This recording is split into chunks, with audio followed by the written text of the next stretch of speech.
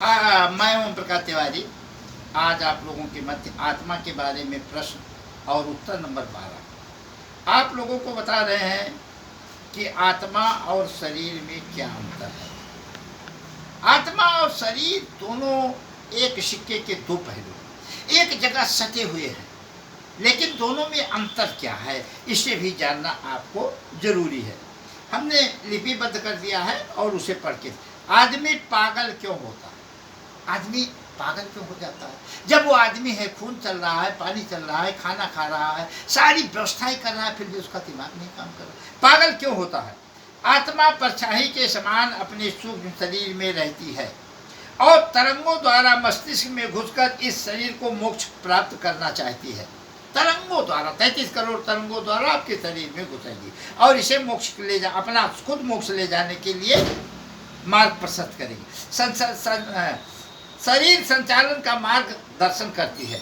जैसे हाथ कटकर अलग फेंक दिया जाए तो वह कुछ समय स्पंदन वाइब्रेशन करता रहेगा, परंतु उसमें आत्मा नहीं होगी। किसी कारणवश जब आत्मा का संबंध शरीर से छूट जाता है तब आदमी पागल हो जाता है।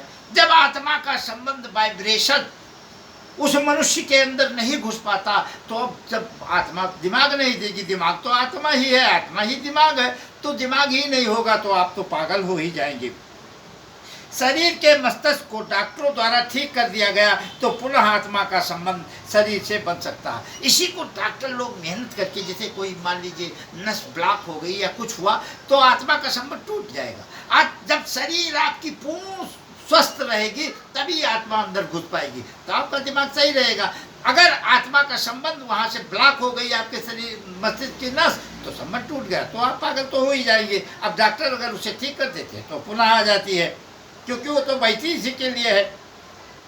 क्योंकि आत्मा जब मोक्ष या परम शांति धाम नहीं जाती अथवा यमराज द्वार तक यमलोक नहीं जाती अथवा दूसरे के शरीर में घुसकर अपना काम नहीं शुरू कर देती, तब तक आत्मा इसी संसार में सूक्ष्म शरीर को लेकर भटकती रहती है।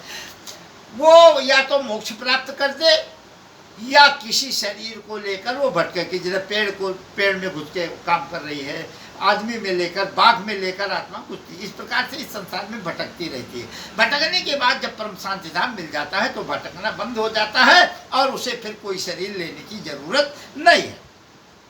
इसी संसार में सूक्ष्म शरीर लेकर भटकती रहती है। आत्मा की शरीर इतनी सूक्ष्म होती है कि संसार के किसी भी यंत्र से नहीं देखा जा सकता है। आत्मा इतनी सूक्ष्म है कि संसार के किसी भी यंत्र से देखा नहीं जाता, उसे केवल महसूस किया जा सकता है।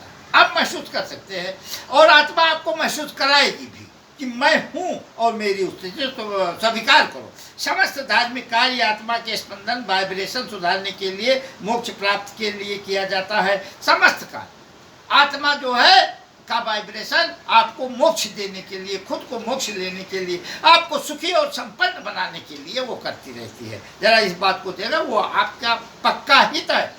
क्योंकि गोरखनाथ ने कहा है कि चित्त के समान नहीं मिला चेला, और इसीलिए गोरखनाथ घूमत है केला। चित्त ही आपका सबसे सुंदर है। जैसे पूजा पाठ, नमाज, माला जपना, हवन, मंत्रोच्चारण, ये सब आत्मा क्यों करवाती है? अपने को मोक्ष प्राप्त करने के लिए। आज शरीर एक मशीन है और ऊर्जा के लिए भोजन, सांस, पानी आदि ना मिलने पर वो शांत हो जाती है। भोजन, पानी ये सब नहीं मिलेगा तो आदमी शांत हो जाएगी। ये एक मशीन है। जैसे पेट्रोल नहीं हुआ तो इंजन बंद हो गया, डीजल नहीं आया तो इंजन बंद हो गया। उसी प्रकार से ये सारे ऊर्जा के स्रोत अगर नहीं मिले तो शरीर शांत हो जाती है, अर्थात मृत्यु को प्राप्त हो जाती है। जैसे मशीन बिगड़ने पर बंद हो जाती है, जैसे मशीन बिगड़ने बंद हो जाती है वैसे शरीर भी बंद हो जाती है। शरीर का पोषण भगवान पूर्व निर्धारित कार्यक्रम के अनुसार करता रहता है। ये पहले से निर्धारित है, उसी कार्यक्रम के अनुसार इसका पोषण होता है। देवता भी आपके शरीर का पोषण करते हैं, विज्ञान मात्र आपको आत्मा देता है। ये देवता भी जो है आपके शरीर का पोषण करते रहते हैं। तो बोल दो चक्र सुदर्शन धारी की जय।